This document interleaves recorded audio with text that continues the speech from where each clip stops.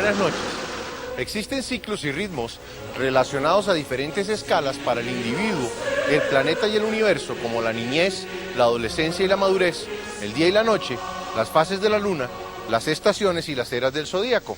Estos ciclos sincronizan los cambios entre actividad y reposo para que pueda recuperarse la energía en todos los niveles y se produzcan los movimientos que permiten la evolución. En uno de esos cambios de ciclo ocurrido hace aproximadamente 12.900 años, al finalizar la época glacial ocurrió el diluvio universal, cuando desapareció toda la civilización existente, la que hoy llamamos la Atlántida. En este programa veremos teorías que sitúan la isla nunca encontrada en diferentes sitios del planeta y continuaremos profundizando en las 7 leyes universales para comprender este proceso evolutivo que vive el individuo y la civilización. Acompáñenos. El universo y el planeta tienen ciclos que afectan e influyen los procesos individuales y grupales. La Tierra gira alrededor del Sol en 365,25 días. El sistema solar gira alrededor de Alción, el Sol central de las Pléyades, en un gran ciclo de 25.920 años. Y todo el conjunto gira a su vez alrededor del centro de la galaxia en aproximadamente 220 millones de años.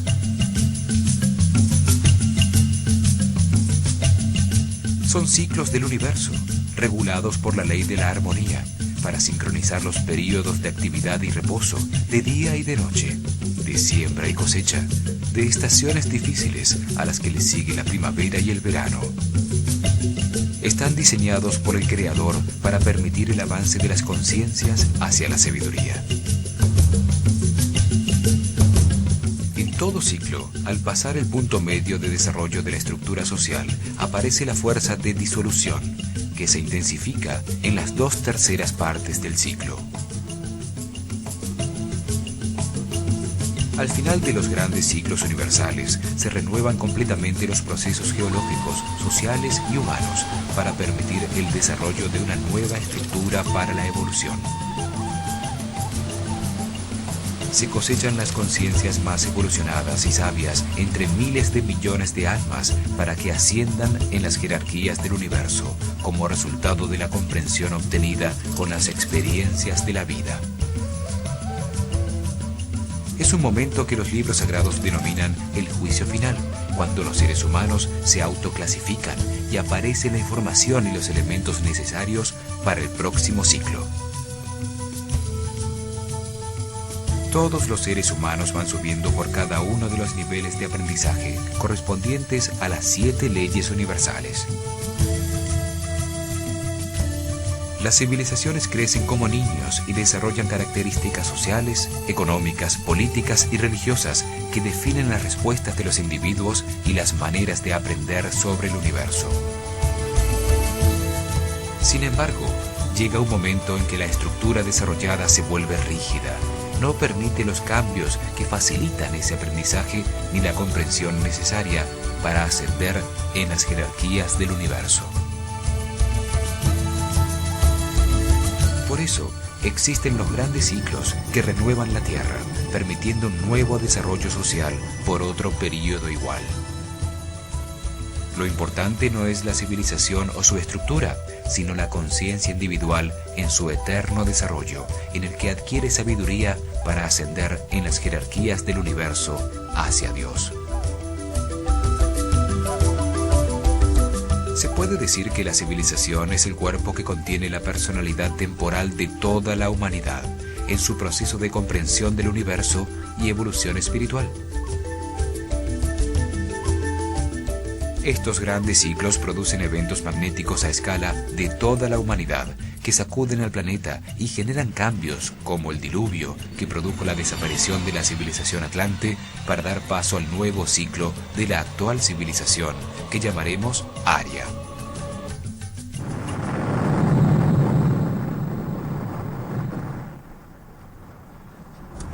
La Atlántida desapareció por los cambios que ocasionaron el final de la era glacial del Pleistoceno, al final del gran giro del sistema solar alrededor de Alción.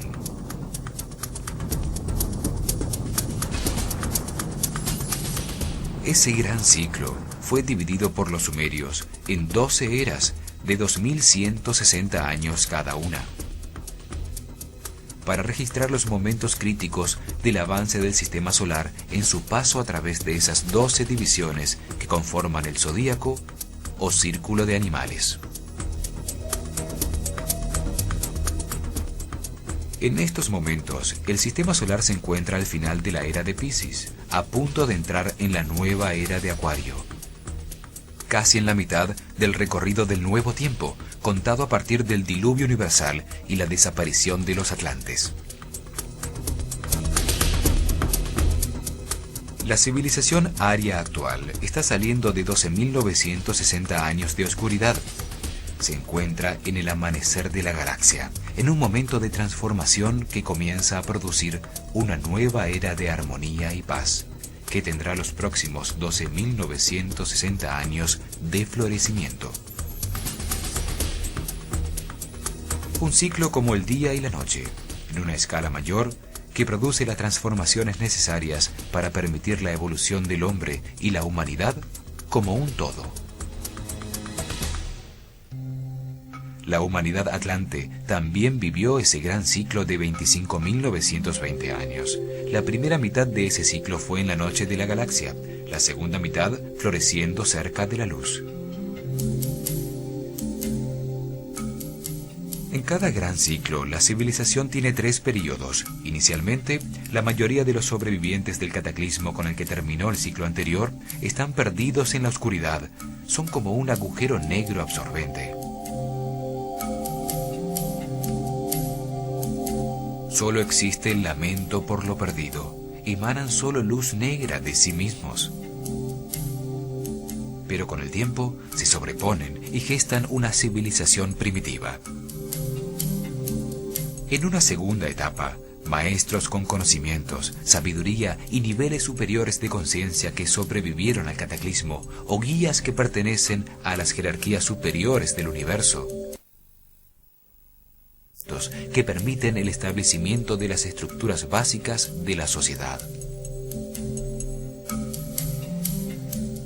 Así aparecen civilizaciones guiadas por seres superiores como Thoth el Atlante, quien desarrolló las ciencias y la escritura de los egipcios, o Anu y Enki, que guiaron a los sumerios. Los individuos más avanzados de la civilización actual recibieron el conocimiento del ciclo anterior Atlante, convirtiéndolo en la base de la nueva estructura.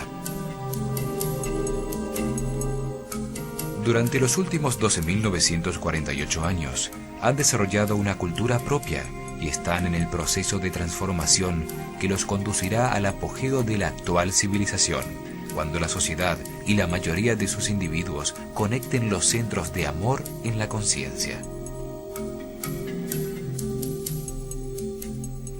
En ese momento, los individuos evolucionados, soles radiantes que emiten la luz dorada que no produce sombras, al vivir con la sabiduría contenida en las 7 leyes universales, guían a la civilización en su camino hacia el momento final de toma de conciencia y conclusión del ciclo.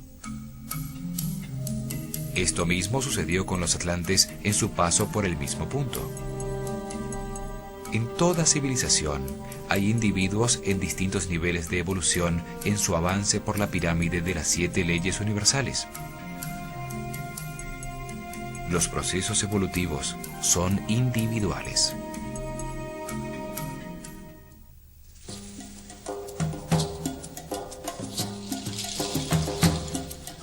Según Platón, hace 13.000 años la Atlántida existió en una isla en el centro del Atlántico, y su cultura se extendió por toda la zona tropical del planeta en todos los continentes.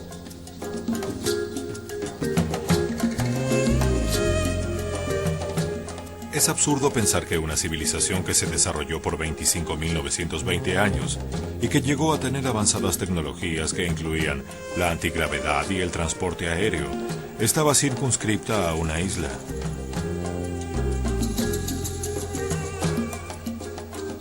Seguramente, como sucede actualmente, algunos países eran más desarrollados que otros, y el corazón de la civilización que llamamos Atlante podía estar en la isla.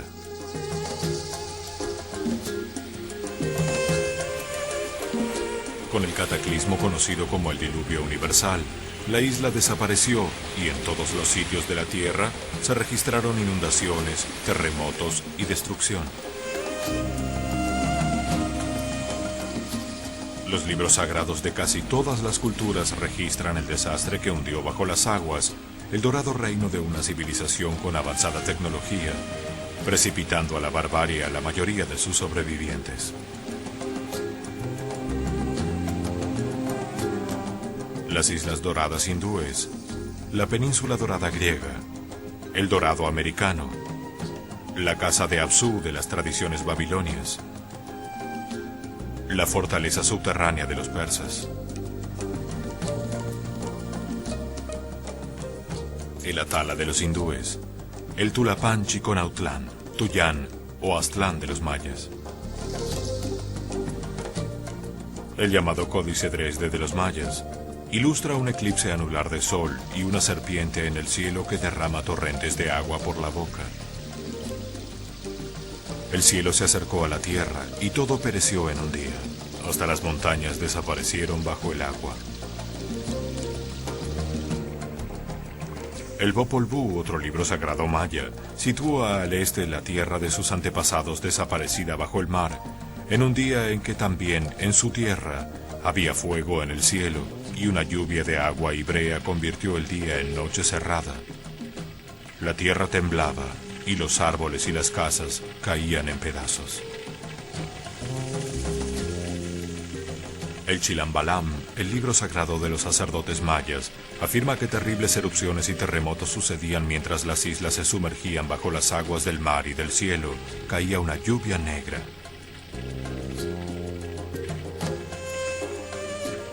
El Códice Troano dice que Huracán trajo el fin del mundo a la isla de sus antepasados, que se hundió bajo las aguas durante la noche, hace 11.600 años, en el año 6 Can, 11 Muluk, en el mes de Sac. El Códice Boturini habla de la destrucción de la isla de sus antepasados por terremotos, una erupción volcánica y el hundimiento en el mar. Para los aztecas, Quetzalcóatl, el dios del aire, quien les enseñó el uso de los metales, de la agricultura y de las artes, llegó de Tlapallán, una isla al este que se hundió bajo el mar cuando se oscureció el sol y la lluvia destruyó todo lo que existía. En ese diluvio, solo sobrevivieron Coxcox y su esposa en una barca llena de animales. Los egipcios creían que su civilización había sido traída por Tot desde Amenti, el rojo país de los muertos que se encontraba al oeste donde vivían los misteriosos Hanebut, la gente de los pilares gemelos.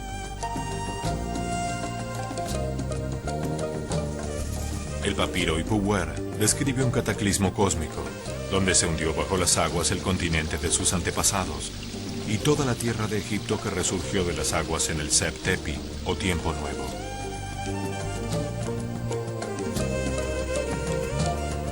Los fenicios, cuyo nombre significa rojos en griego, aseguraban que sus antepasados procedían de una isla de fuego. Los celtas dicen que vinieron de una tierra que se hundió en el mar por un terrible cataclismo, la tierra de Glass. También la llamaban el paraíso hundido o Cantref-Wellow.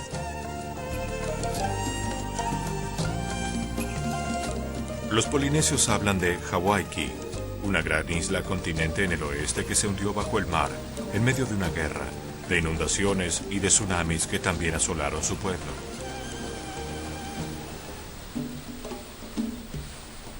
Platón no es el único escritor antiguo que habla de una civilización anterior.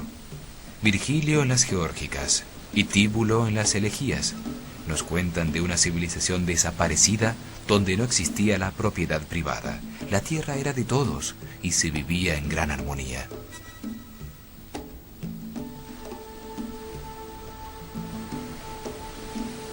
El poeta romano Ovidio describe en la Metamorfosis el hundimiento bajo las aguas de toda la civilización atlante.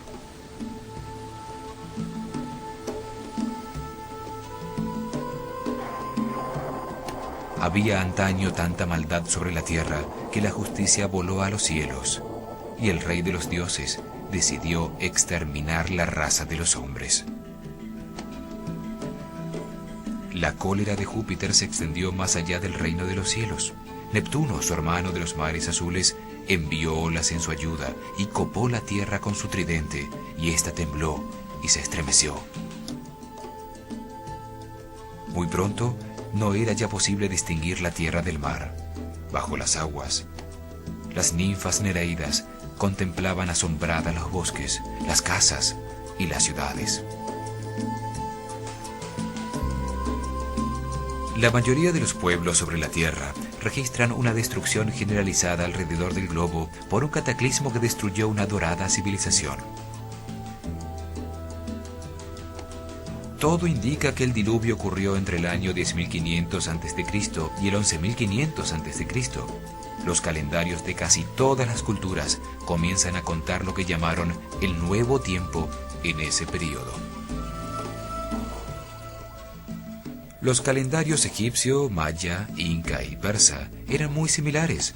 Todos dividían el año en 18 meses de 20 días y tenían un período de transición de 5 días de fiesta para recibir el año nuevo. Los persas, que practicaban la religión de Zoroastro, comienzan a contar el nuevo tiempo en el año 10.600 a.C.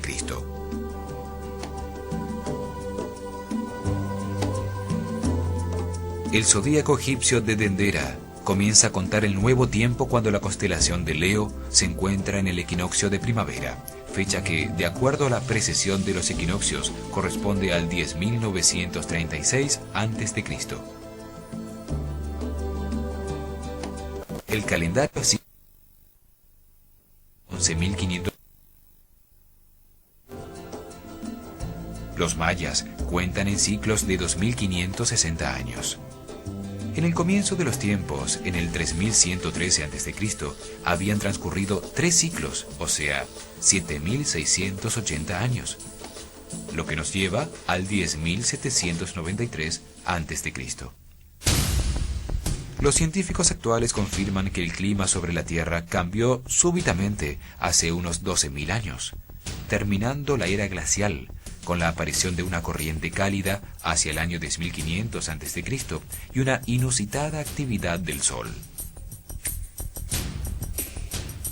Estudios sobre la geomorfología de las costas encontraron que aproximadamente en el año 10.500 a.C., el nivel del mar en todo el mundo subió entre 100 y 150 metros hasta su nivel actual, debido al derretimiento de los glaciares que cubrían gran parte de los continentes. En solo 100 años, la temperatura promedio del planeta subió 20 grados, finalizando la edad de hielo del Pleistoceno.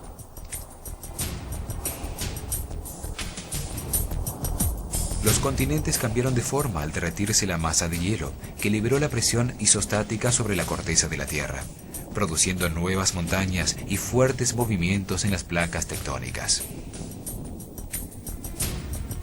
Esto produjo la extinción de muchos mamíferos, el cambio de la forma de los continentes y el hundimiento de la Atlántida. El investigador Zecharia Sitchin se basa en tablas sumerias para afirmar que el final de la era glacial, del Pleistoceno y el diluvio, sucedieron entre el 10.500 y el 11.000 a.C.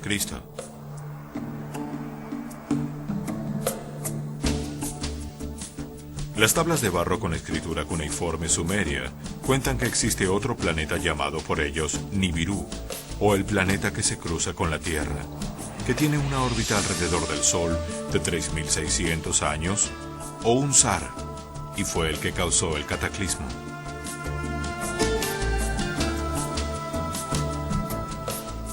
El cruce cercano a la órbita de la Tierra de Nibiru, el planeta no reconocido, con su campo magnético y fuerza gravitacional, desestabilizó a la Tierra moviendo su eje de rotación. En ese momento el clima del planeta cambiaba. La temperatura promedio había subido 20 grados en 100 años, y los glaciares existentes en todos los continentes y los hielos de los polos se encontraban bastante sueltos.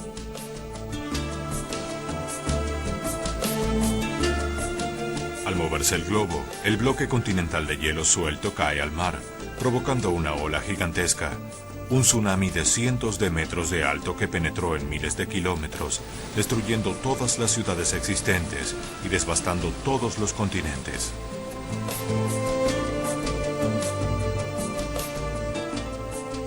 El movimiento de las capas tectónicas provocó un terremoto global, la explosión de todos los volcanes, enormes evaporaciones de agua y tormentas.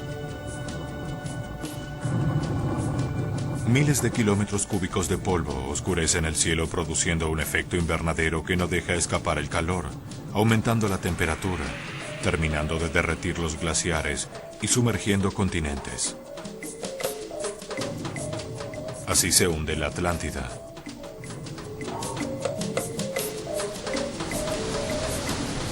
Las ciudades, los centros de la cultura, habían desaparecido.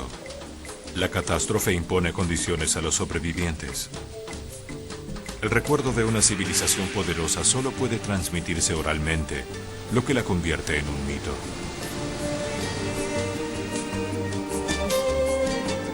En todas las culturas aparece el mito del diluvio y de un ser a quien le avisan de la inminente catástrofe, con órdenes precisas de aprovisionarse, reuniendo semillas y animales para reiniciar la civilización.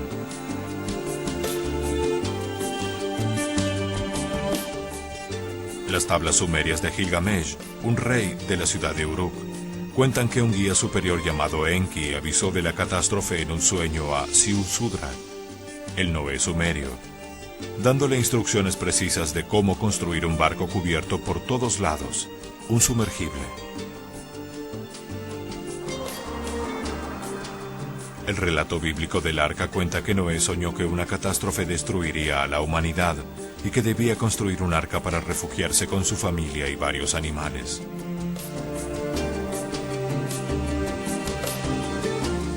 El Zendavesta persa cuenta la misma historia, pero la protección de Yima, su familia, animales y plantas fue en una cueva.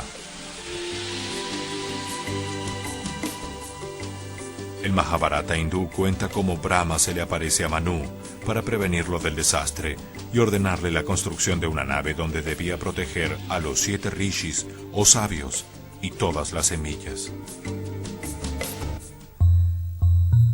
Si distintos Noés en diferentes partes del mundo fueron avisados de la catástrofe, esta debía tener origen en el sistema solar y se podía precisar en el momento en que iba a suceder. Al destruirse la civilización, la humanidad sobreviviente sufrió un retroceso y quedó en estado de barbarie.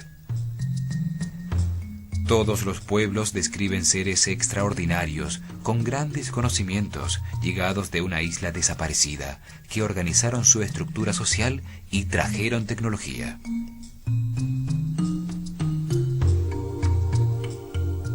Enki y Anu, que organizaron a los sumerios. Tot a los egipcios. Quetzalcóatl, que venía de Aztlán. Viracocha, que llegó del norte a las tierras incas. Los imperios aztecas, mayas e incas fueron destruidos fácilmente por un puñado de conquistadores, por estar esperando el regreso de sus guías iniciales, seres altos, blancos y barbudos que venían del país del sol naciente. Se puede afirmar que la civilización que llamamos la Atlántida desapareció con un cataclismo mundial en el cambio ocurrido entre la era de Virgo a Leo, aproximadamente en el año 10.936 a.C.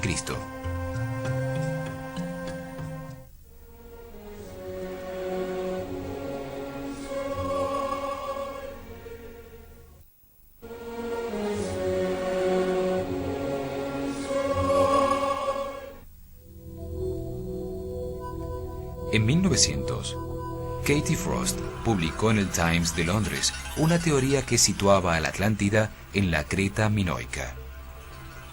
Hablaba de una pacífica civilización que fue el centro de un gran imperio unido por el mar.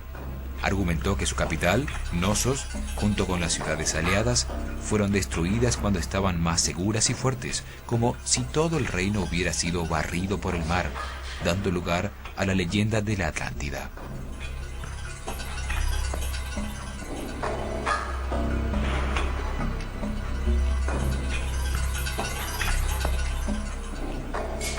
La teoría fue retomada por los arqueólogos griegos Angelos Galanopoulos y Spiridon Marinatos, quienes sitúan la destrucción en el año 1470 a.C., cuando explotó el volcán de Tera, que destruyó la isla de Santorini.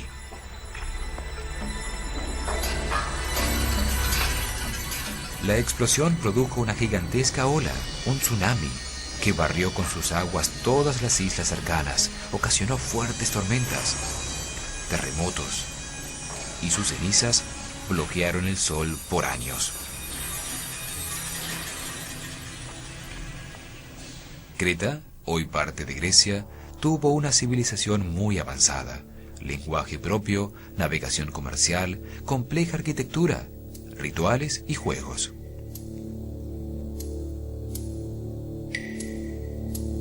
Dice la leyenda que el palacio del rey Knossos fue construido por Daedalus, el padre de Ícaro, para albergar en su laberinto al Minotauro, hijo de los amores de la lujuriosa esposa del rey Minos, con un bellísimo toro blanco.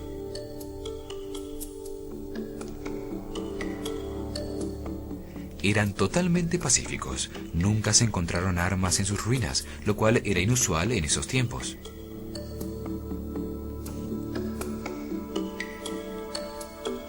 Marinatos justifica la diferencia entre las cifras descritas por Platón y las de su teoría, diciendo que un escriba anterior, al sacerdote que le transmitió la información a Solón, confundió el símbolo egipcio de 100 y multiplicó todas las cifras por 10.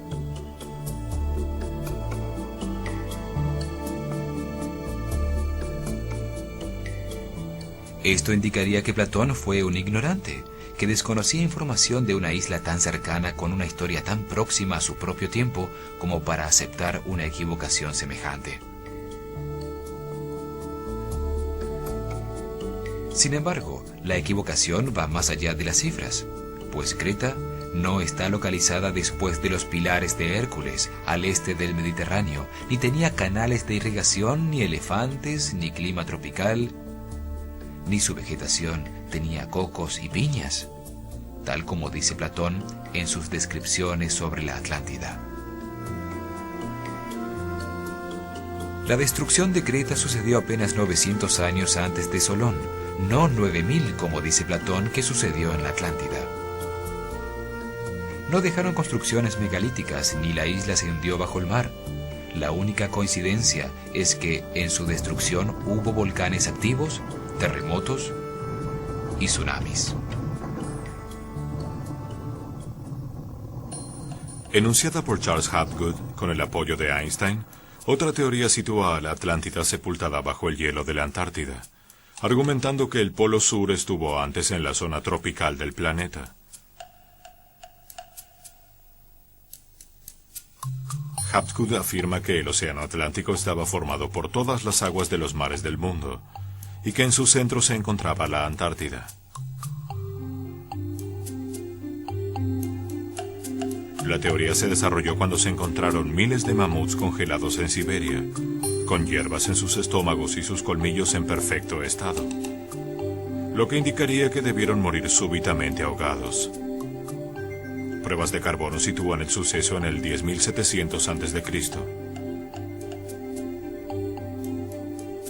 Hapgood afirma que la corteza terrestre que flota sobre un semilíquido de magma se desplazó sobre el núcleo sólido del planeta, girando suelta como la piel de una mandarina, debido a la acumulación paulatina de hielos en los polos.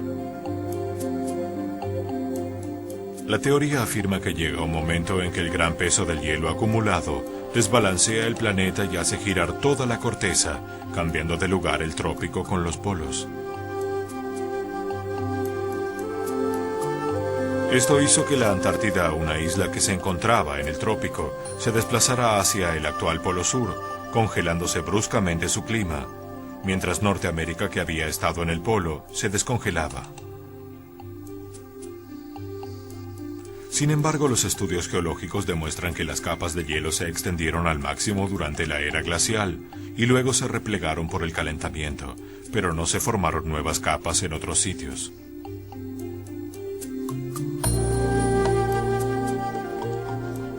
Los bosques ecuatoriales como los del Amazonas, África e Indonesia han existido allí por millones de años, desarrollando gradualmente su enorme variedad de especies, y ningún cambio en el eje de giro los ha congelado o desplazado. El polo magnético ha cambiado varias veces con las edades geológicas de la Tierra, pero esto no altera fundamentalmente la vida sobre la corteza terrestre. El polo celeste, determinado por el eje de giro de la Tierra con relación a la bóveda celeste, varía levemente debido al movimiento de la precesión de los equinoccios. Pero la conservación del movimiento angular convierte a la esfera terrestre en un gigantesco giroscopio que siempre ha tendido a mantener su eje de giro.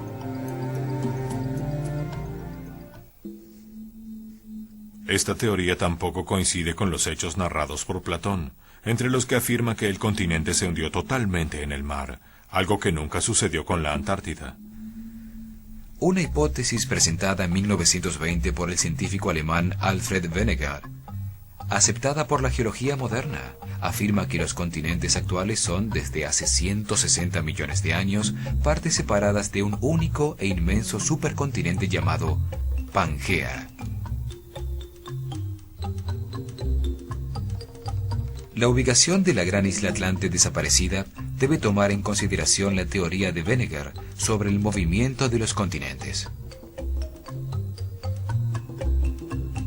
Su teoría afirma que los continentes y los océanos están situados sobre unas enormes placas llamadas tectónicas, de roca basáltica, cuarzo y feldespato, que forman la corteza terrestre.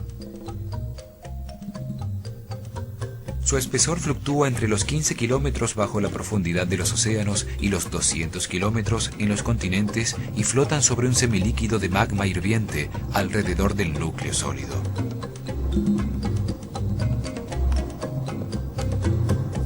La Tierra está formada por 13 placas tectónicas, 7 grandes, 4 medianas y 2 pequeñas, que tienen movimientos relativos entre sí y que se fueron separando hasta llegar a las posiciones actuales de los continentes. Sus bordes registran permanentes choques y movimientos, unos de separación, otros de acercamiento y otros de transformación entre las placas adyacentes. En estos bordes suceden la mayoría de los terremotos y se localizan los volcanes del planeta. La placa más grande es la de Norteamérica, le sigue la que soporta a Europa y Asia. La tercera en tamaño es la placa del Pacífico, en cuyos bordes se encuentra el cinturón de fuego de volcanes. Las placas tectónicas de Sudamérica y África se han estado separando desde el comienzo de los tiempos y son de un tamaño muy similar al de la placa de Australia. La última gran placa es la que soporta el continente de la Antártida en el polo sur del planeta. Luego aparecen 4 placas intermedias de tamaño similar.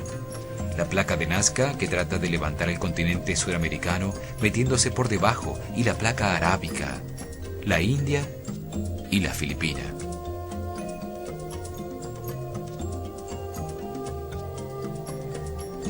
También existen las pequeñas placas, como la de Juan de la Fuca frente a California, o la placa de los Cocos frente a Centroamérica en el Pacífico.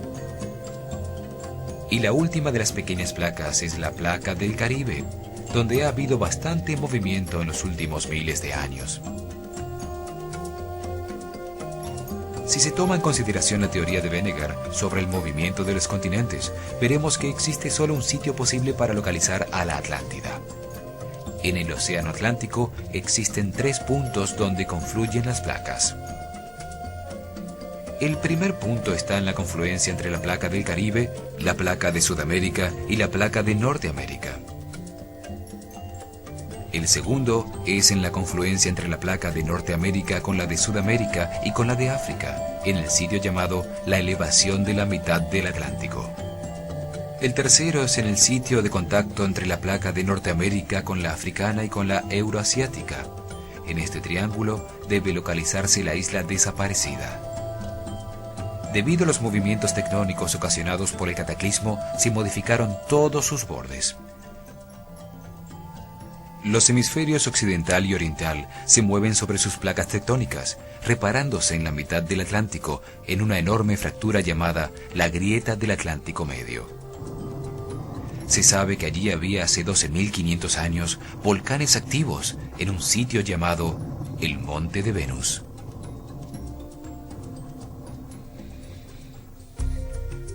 Si por alguna parte desapareció la Atlántida, puede haber sido por esta hendidura al final de la última glaciación, en el momento de los grandes movimientos telúricos y el diluvio universal.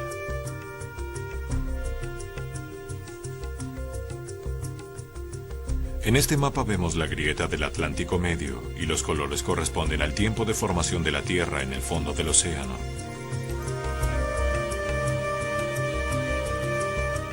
Podemos apreciar que la Tierra se consolidó a lo largo de la grieta en los últimos miles de años, mientras que el color verde predominante de los continentes nos indica que están así desde hace 90 millones de años.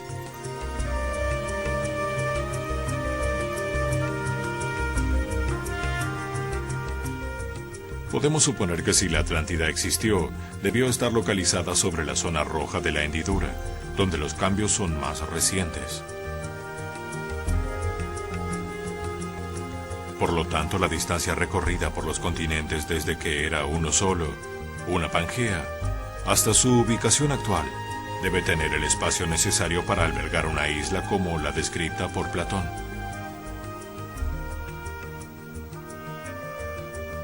Se puede observar que la isla siempre tuvo el espacio necesario para existir, y que hace 150 millones de años puede haber formado parte del corazón de la Pangea.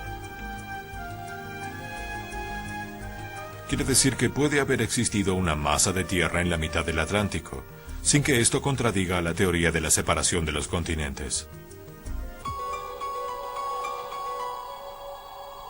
Desde la aparición de la vida orgánica, la tierra y el agua han luchado por su supremacía.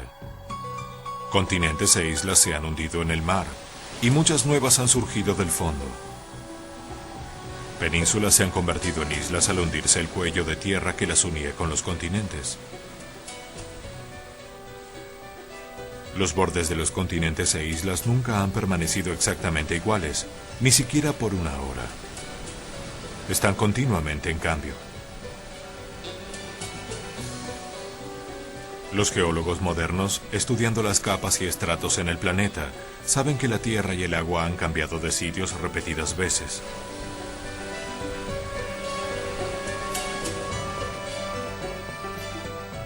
Una de estas veces, en la mitad del Atlántico se hundió para siempre la madre de la actual civilización. Fue uno de los procesos cíclicos regidos por las leyes de correspondencia, evolución y armonía que determinan la evolución de todo el universo.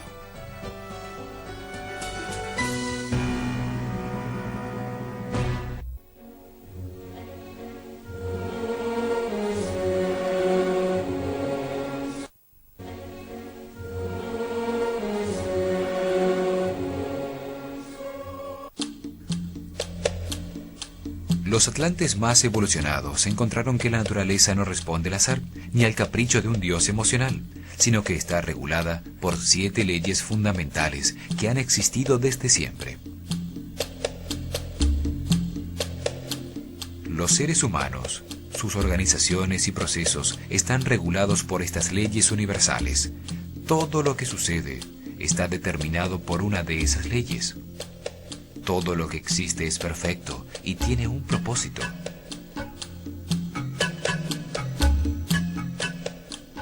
Los eventos que no entendemos, como las enfermedades incurables, la violencia y el deterioro de la sociedad, no existen por casualidad, sino que están regulados por esas leyes. Conocer, entender y aceptar las leyes universales que rigen los procesos de la civilización permiten ver que cada ser humano es parte de un proceso de evolución universal. Un eslabón en la cadena que va desde lo más grande hasta lo más pequeño, de lo más sutil a lo más denso, y que da sentido al pasado, explica el presente y permite encontrar una nueva dirección al porvenir. Esta comprensión produce al individuo la seguridad de avanzar hacia una nueva forma de civilización, más armónica y con más satisfacciones para toda la humanidad. También brinda a cada ser humano las herramientas para llenar su vida presente de armonía y felicidad. La ley de la naturaleza, en base a la pirámide de las leyes, codifica en el ADN de todos los seres vivos la estructura de los cuerpos físicos y las conductas instintivas de cada especie para propiciar su multiplicación, mantenerlos con vida y permitir que se defiendan de la agresión.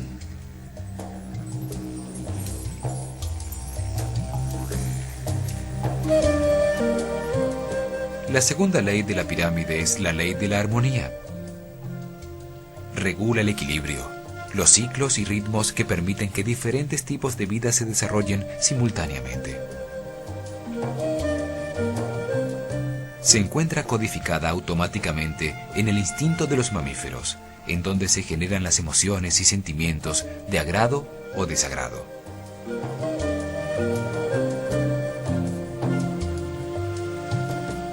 Lo que genera armonía y permite las relaciones equilibradas entre las especies produce agrado. Lo que impide la existencia simultánea de distintos tipos de vida produce desagrado. Lo que agrada se repite, lo que desagrada se evita. Las especies predadoras, por ejemplo, solo matan cuando lo necesitan para subsistir. No acaban con otra especie por placer. Una vez satisfecha su necesidad, coexisten pacíficamente con sus víctimas posibles. En el hombre, la armonía se logra paulatina y conscientemente a lo largo de la vida.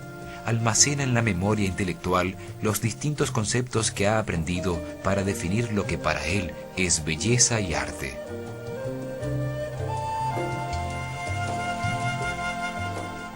La armonía también se codifica en la memoria psicológica como resultado de los distintos eventos que produjeron sentimientos de gusto o de rechazo, de placer o de trauma.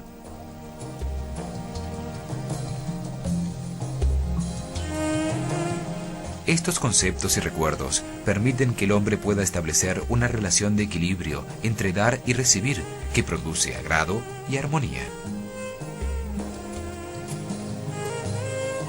La ley de la armonía regula los ciclos y ritmos de todo lo que existe, sincronizando y permitiendo las relaciones de la diversidad para dar lugar al universo. Utiliza el tiempo para delimitar los distintos procesos, sincronizando sus interacciones y permitiendo que todos puedan suceder simultáneamente.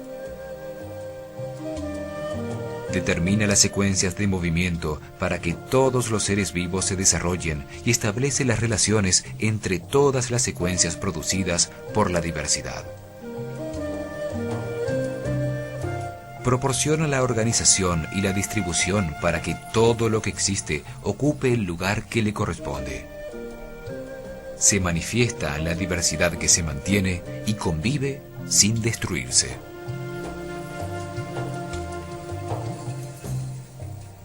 Reconocemos su acción en la interacción de los reinos de la naturaleza para mantener la vida en las estaciones. También en las perfectas relaciones que existen entre todas las especies, en el diseño de los diferentes instintos de defensa y agresión.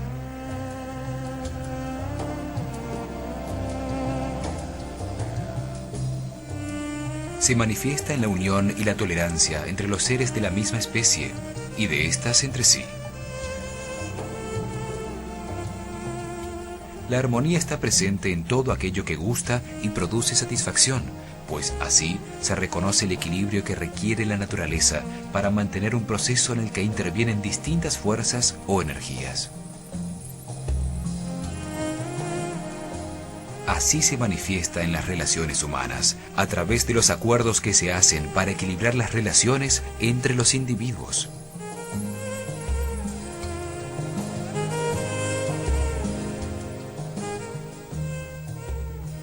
El hombre se encuentra dentro de la ley de armonía cuando tiene buenas relaciones con las demás personas, cuando existe la sensación de agrado, de cordialidad, amabilidad y estética.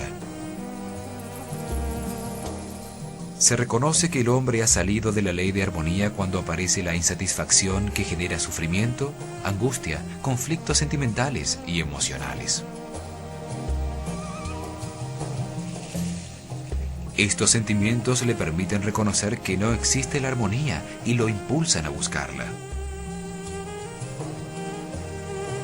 Esta decisión consciente de buscar la armonía, eliminando las limitaciones autoimpuestas, permite al hombre respetar esta ley y entrar en una nueva etapa en la que sus relaciones no vuelven a tener conflictos. Hemos determinado que el diluvio universal sucedió hace aproximadamente 12.900 años, destruyendo la civilización atlante que ocupaba los sitios habitables del planeta en esa época glacial. Concluimos que la isla se encontró en la mitad del océano Atlántico, en la confluencia de todas las placas tectónicas de los continentes a su alrededor. También avanzamos en la visión del universo desde las 7 leyes universales, profundizando en la ley de la armonía. En nuestro próximo programa veremos la ciudad de Poseidones y la isla de la Atlántida desde el punto de vista de Platón y de las canalizaciones de los clarividentes akáshicos. También continuaremos viendo las 7 leyes universales. Acompáñenos.